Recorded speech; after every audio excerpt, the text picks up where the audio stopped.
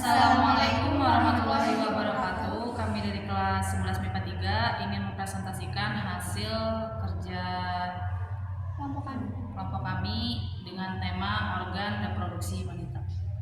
Guys, ada yang tahu reproduksi enggak? Reproduksi adalah kemampuan makhluk hidup untuk menghasilkan keturunan yang baru serta mempertahankan keturunan agar tidak terjadi kepunahan.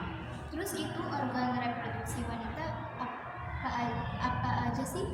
Ada 8. Jadi yang pertama ada vagina. Vagina adalah suatu tabung yang bentuknya memanjang dari bagian cervical uterus sampai ke bagian vestibulum, yakni celah antara labia minora ke arah terbukanya vagina dan uretra.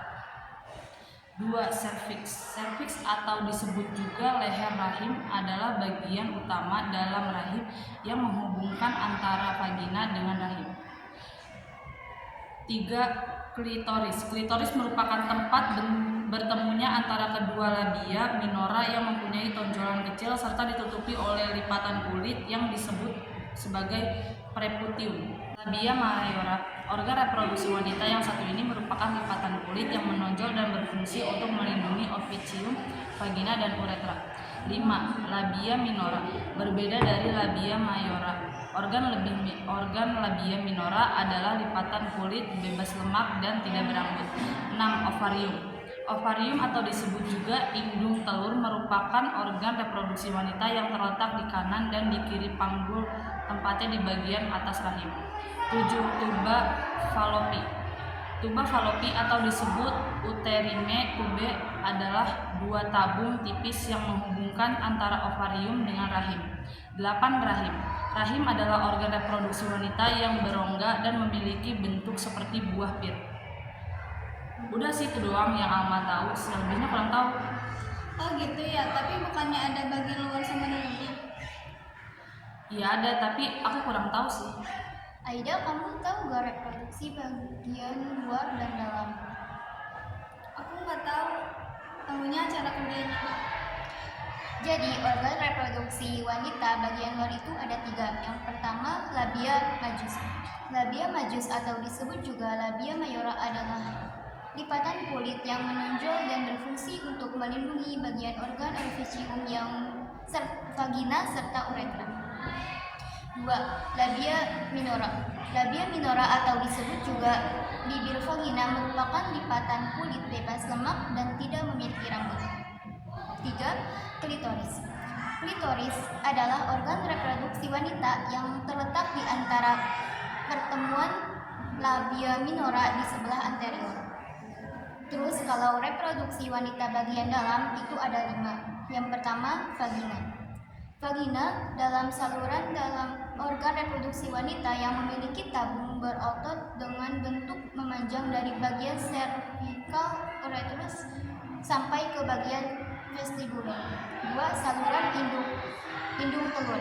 Saluran indung telur atau disebut juga tuba fallopi merupakan tempat terjadinya pembuahan sel telur dengan sperma. 3. Ovarium.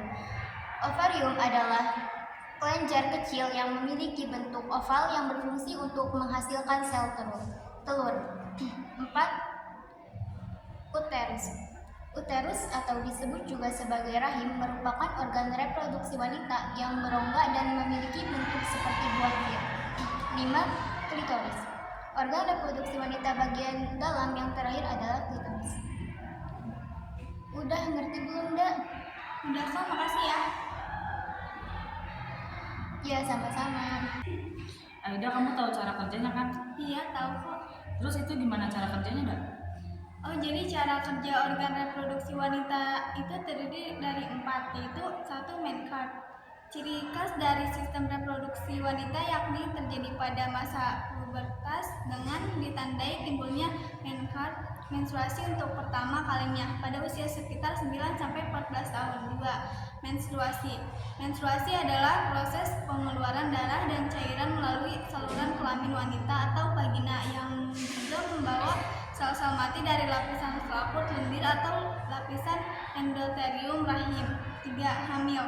Ketika wanita sudah pubertas dengan ditandai menstruasi, maka ia bisa merasakan hamil. Nah, untuk bisa hamil, seorang wanita harus harus berhubungan intim dengan laki-laki yang juga sudah pubertas. Nantinya sel sperma akan bersatu dengan sel ovum, lalu akan terbentuklah janin. Dalam beberapa minggu kemudian, dalam beberapa bulan ke depan, wanita akan hamil dan mengandung bayi di dalam perut. 4. Menopause. Menopause adalah menstruasi terakhir bagi wanita. Diagnosis menopause dibuat setelah terjadinya amenorra sekurang-kurangnya yakni 1 tahun berhentinya menstruasi, mungkin didahului dengan pemanjangan siklus haid dengan volume pengeluaran darah yang juga semakin berkurang. Nah, itu cara kerjanya. Oh, jadi gitu ya cara kerjanya. Iya, gitu Alma. Oke, makasih ya. Ya, sama-sama. Sekian dari kami, kurang lebihnya mohon maaf. Terima kasih. Wassalamualaikum warahmatullahi wabarakatuh.